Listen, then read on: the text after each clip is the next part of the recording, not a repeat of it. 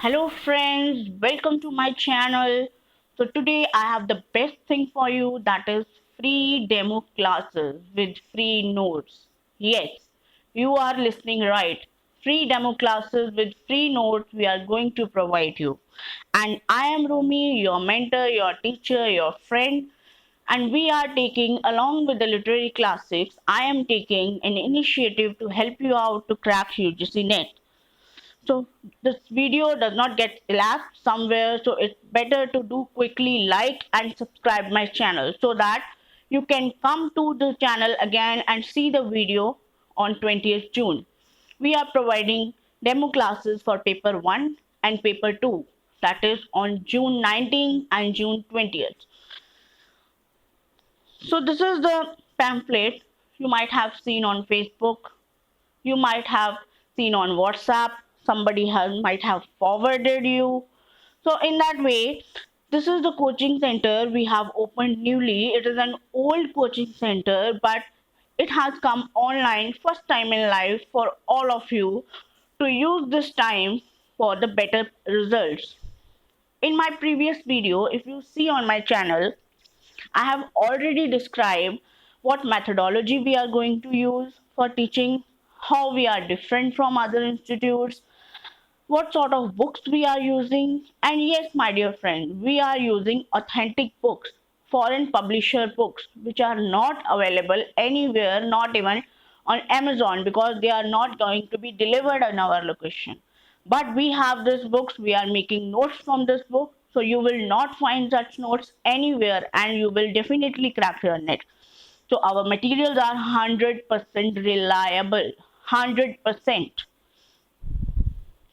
So what is the process? Because many students were asking, ma'am, what is the fee structure? What is the process? How will you teach? So today I'm clarifying all your doubts that we have 100% reliable notes. We have net qualified teachers. And to the webinar attendees, I have already shown my net certificate to prove that I am net qualified. So you need not worry, you are not being cheated here. Everything is transparent.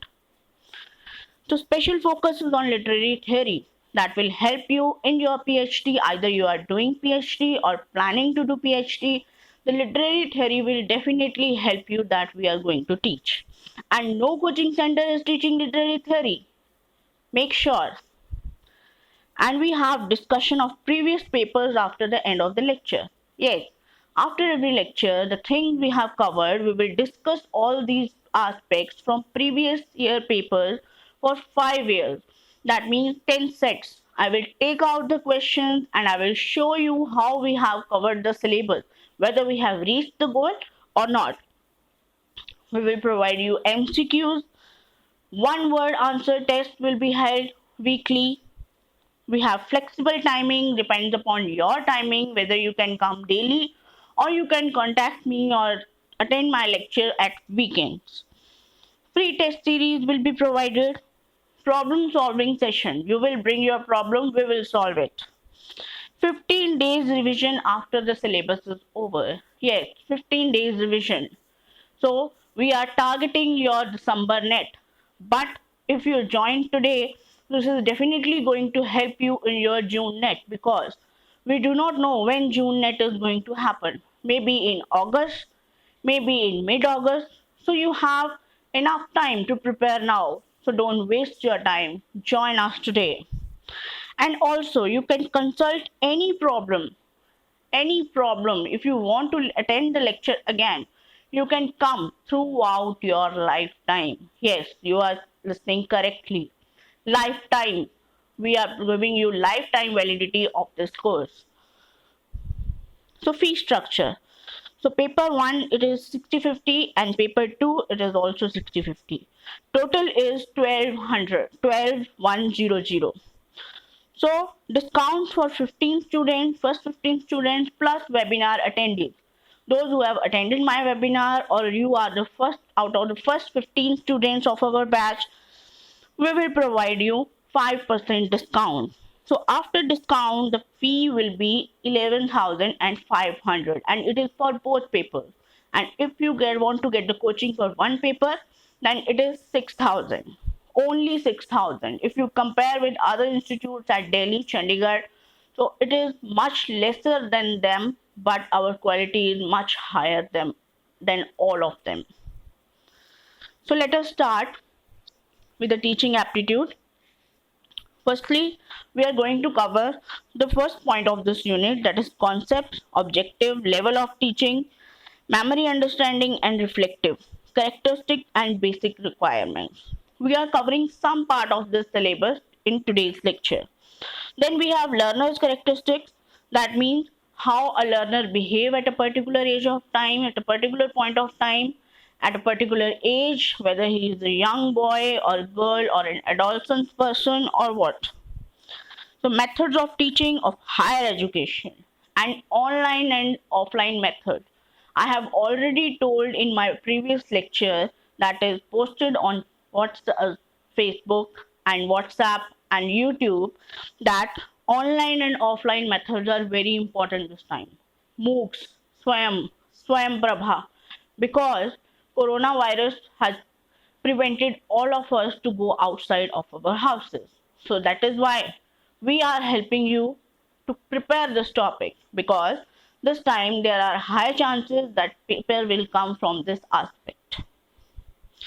Then teaching support system, traditional, modern and ICT based teachings, evaluation system. Yes, my dear friend, CBCS. So the CBCS is the system that many of our universities are adopting these days, and UGC has made it compulsory to adopt CBCS system. That is why there are high chances that you will be asked questions from CBCS system. Now, so let us move to our education system, education part without wasting time. See, this is the first definition by our respected Honorable Dr. APJ Abdul Kalam. He says, education should build the capacities of spirit of inquiry, creative, entrepreneurial, moral leadership among students and becoming their role model. So teacher has to be a role model of the students. These are some other definitions of teaching. It is the process of attending people need experience feeling. So that means a teacher need not only teach, but he or she has to experience the need, what his or her students need, experience and feel, and what the outer society is doing, and how it is affecting your pupil, your student. Making specific interventions to help them learn particular things. Interventions commonly take form of questioning, listening, giving information, explaining some phenomenon, demonstrating a skill or process, testing understanding and capacity, facilitating learning activities, and so on. So I advise you to take a screenshot of this slide that will help you in your future. So these are the definitions again. Take a screenshot quickly, because sometimes a definition is given in the exam and the writer is being asked that who has said so. So if you have these definitions with you, you will immediately come to know the right answer. Characteristics of good teaching. Now read the first statement. According to UNESCO 2004, these are the things given by UNESCO. To confuse you, there will be a question in the paper. For example, 4 qualities of a good teacher are written. 4 are correct. But how will you come to know the right answer? Because the question will ask about UNESCO. So you have to answer the very correct option. Relevance. So that means whatever the teacher is teaching should be relevant to the curriculum. Sufficient learning time. So what does it mean? That means if you are a teacher and you are free and a student comes to you, ma'am, I do not understand this concept. So it is your moral duty to let him or her understand what the concept is. This is the quality of a good teacher by UNESCO. Structured teaching, in which learners' engagement is stimulated, their understanding monitored, and feedback and reinforcement regularly provided. So it is a teaching where the teacher is getting the feedbacks timely. It is a structured teaching. Conductive classroom environment with, in a particular, a task oriented climate. Mark the words task oriented climate. And mutual respect between students and teachers, among students themselves, ordinarily and safely. Now, what does this actually mean? That means teacher is the center of the class. All the students are regulated by the teacher, but students must have a common unity. Not only unity, but decorum must be maintained of the classroom. So it depends upon the students also and teachers also. So teachers with appropriate subject matter mastery, verbal intelligence, a broad teaching repertoire, and motivation to achieve. That means the teacher should have all these qualities. And adaptability to context. That means whatever context is there, whatever system is there, the teacher should be adaptable to that. Then teaching as HR. Now many universities, colleges have their HRs. HR means human resources. So how teaching is an aspect of HR, human resources. So teaching aptitude is all about evaluating candidates who want to enter teaching profession on the basis of their knowledge and skills. That means the person should have number one knowledge and number two skills. Both the points are important. See friends, see my students, sometimes what happened, we have read something, but it becomes difficult for us to answer the question because we are lost somewhere. So that means whenever you are reading, please keep a note of it. Keep on marking the answers that this is so. That means knowledge and skill. They have talked about only two things. Then it refers to the basic quality required to become a successful teacher. Then qualification, intelligence, attitude, and many other qualities expected from a person who want to be a successful teacher. So these are the HRs, human resources of a teacher. Division of teaching, formal and informal. Formal, this question has come in the exam. Formal, that means a teacher should have a formal personality.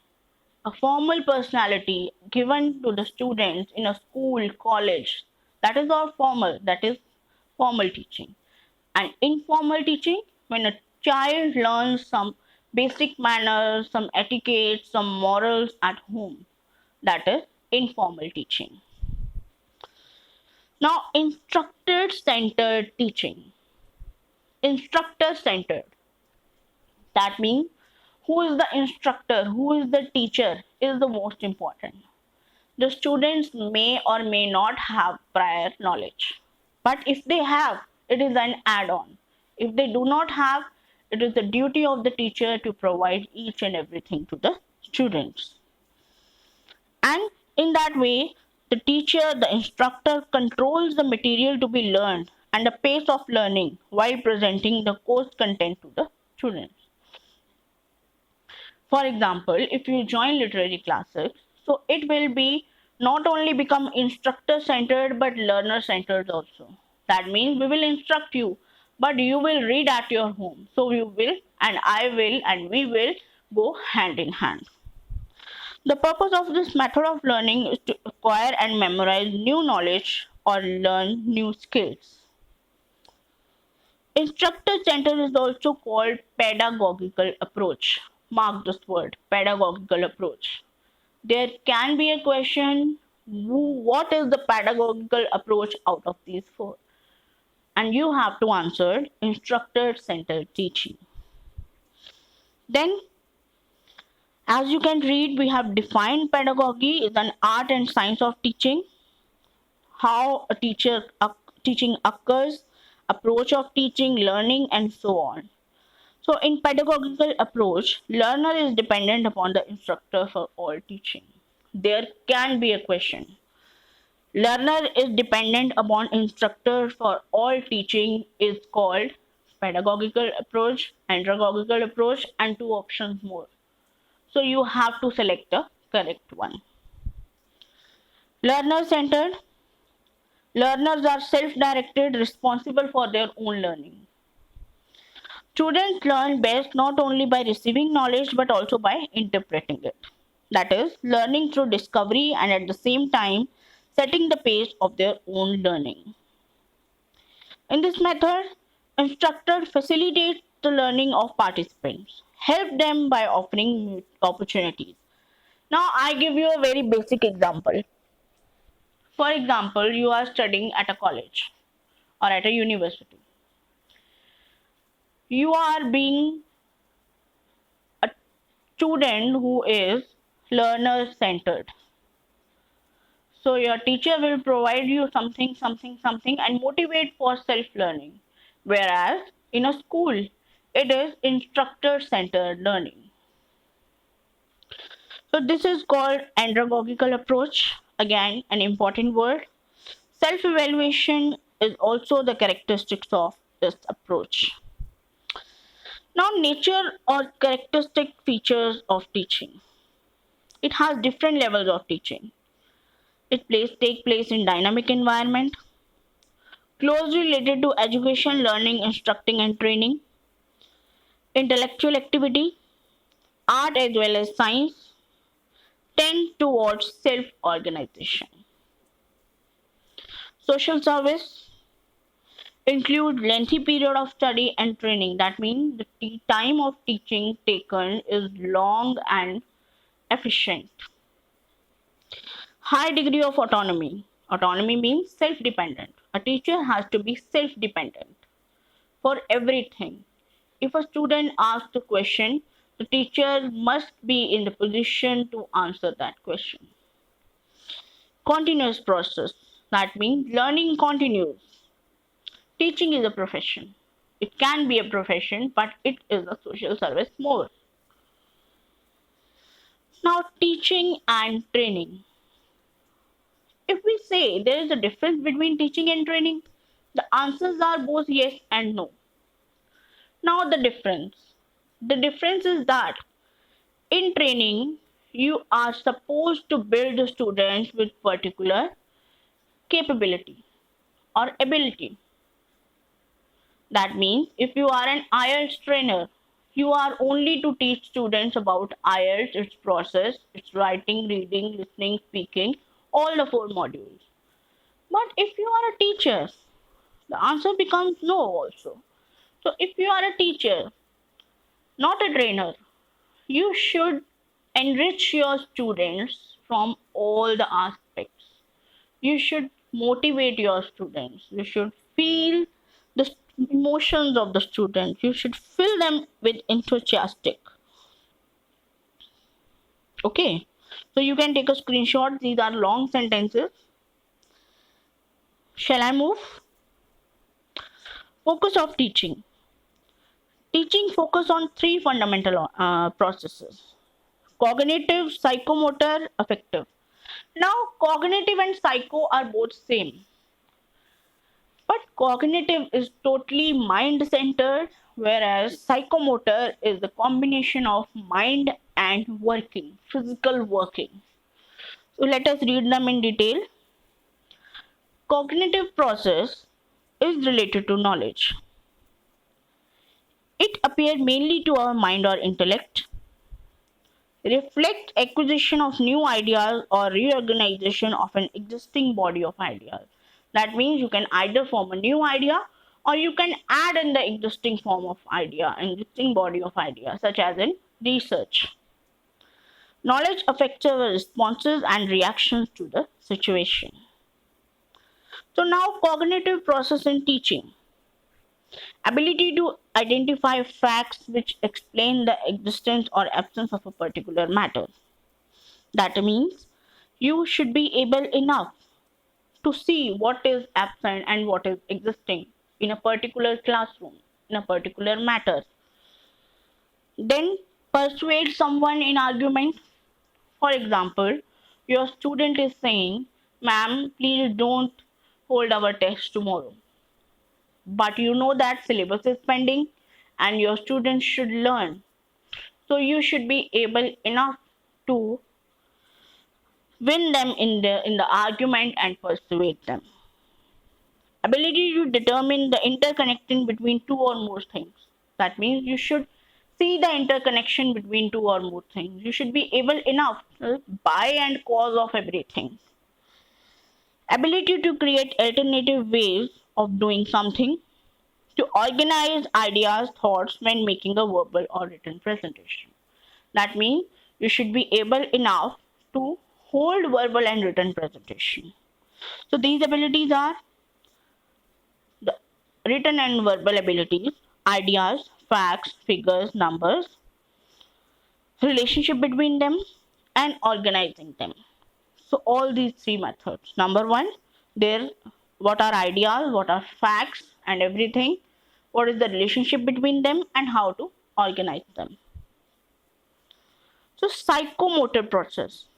It refers to the skill acquired through teaching and learning situation. That means learn to coordinate and use our hands, heads, legs, and other parts of the body. That means you are using your body practically. That means it becomes psychomotor process. Manual can be by using hands such as skill, carpentry, garment making, and so on. Ability to play any or all ball games, soccer, basketball. So you should have all these qualities. For example, you are teaching some carpentry or painting to someone, or you are a physical education teacher. So, on becoming effective athletes and gymnastics, trade, skill, craft, practical, creative, precise, and manipulative. All these qualities of a psychomotor process should have. Then, affective process means feelings and attitudes. A teacher should have proper feelings and proper attitude towards his or her students. The relationship should be like between a leader and a follower. Okay, so we are feelings associated with positive and progressive while others are negative and archaic. That means you have to fill the students with positivity. Then promote positive values, and the last is influence not only to what we do but also how we do. That is important. Now, guidelines of a teaching. This is the famous philosopher, the writer, the theorist of teaching aptitude, teaching line is Karl Scheffer. Karl Scheffer says effective learning is fostered by masterful teaching. And teachers should develop an ability to making complex or difficult materials simple enough for learners. That means if something is difficult, you need not make it more difficult. You should simplify it. You should come to the level of student and then teach them. 7 laws. He has given us 7 laws of teaching. So successful teachers are with the following abilities: good mastery over the subject, stimulate and sustain learners' interest in what they teach, language which learners understand easily, break down the context or lesson into simpler, manageable yet systematic blocks. Help learners to learn on their own rather than depending fully upon the teacher. Make learners creative and critical in order to fully understand the ideas. Ability to review, test, and confirm. Fine. So now we have again good characteristics of a teacher or a teacher which should have a good characteristic. So earlier we have also read, but they were from UNESCO and these are general. If there is a general question, nothing is written, so you can mark the answer with general thinking. But if it is from a particular writer or a particular organization, so you have to work accordingly. So these are the things, the no needs of a good teacher, clear understanding of the context, makes learners develop interest in the subject, use words and expressions which have common meaning to the learners and teachers alike, and start teaching the known and proceeds gradually to teach the unknown and the more abstract material. This is important. If you are a teacher and you are teaching about American Renaissance, so that means you should be able enough to start from the basic and move towards the higher level. Make learners to think, act, and discover new knowledge on their own. Encourage learners to reproduce their own words, what they have learned. Taught in order to determine their worth and correct any false impression. Enthusiastic and fill students with zeal. Zeal matlab enthusiasm. Students should be filled with enthusiasm by the teacher, positivity. Win respect from the students by showing concern for them. That means the teacher should show concern to the students. Students and classroom. So students also play a role in maintaining classroom, the decorum of classroom, but teachers should have effective strategy to make it possible. Communication between teacher and student should be purposeful and practice oriented. That means whenever you are talking to your students, make sure it is inside the curriculum or inside the moral values. It is inside the practice, not an abstract idea. Students, if asked quality question, that means the teacher is good, they are listening to you, they are learning something, and it makes a healthy environment in the classroom. But teacher is the center of that classroom. Fine. So let us move to previous year question papers from January 2017 onwards. So classroom interactions are influenced by students' commitment. Recently, we have read that classroom interaction, when students are talking, students are asking questions, that means classroom is interactive. Then, classroom communication, answer number 4, C and D, purposeful and pragmatic. We have already read the communication between you and children and students should be purposeful, and pragmatic means practical. So both pragmatic and purposeful is the right answer. We have covered this. Then question is, affecting science, effective science will provide students a basis which trigger their further enthusiasm. We have already read that teachers should fill the students with positivity, zeal, and enthusiasm. Students respect teachers. Number 2, display concern for students. We have read that if you are a good teacher and students will respect you if you have concern for them. So which among the following is best quality of teaching in classroom? Answer is number 2. Through the quality of questions asked in the classroom by the student. That means we have read that if students are making a healthy environment in the classroom, it is effective. For telling the answers, that whether I have talked to you about these answers or not, you can go back to the video and check this. Now, assertion and reason. Assertion. Teacher communication is central to the classroom management. Teacher communication behavior should not be used as a regular classroom. We have already read that answer number 4 is true, that is A is true. Teachers should have a proper management in the classroom, but it doesn't mean that teachers communication is waste. So the answer is 4. Which of the following set of statements best describe nature and objectives of teaching? A, B and D. A is teacher and learning are integrally related. We have read already teacher and training and learning are related. B, there is no difference between teacher and training. Yes, we have read that. D, good teacher is formal in nature. Yes, the teacher who is formal is good teacher. We have also read that teaching in a classroom in a school is a formal type of teaching. This is the very first and second slide. Assertion and reason again. All teachers aim at ensuring learning. All learning comes from teaching.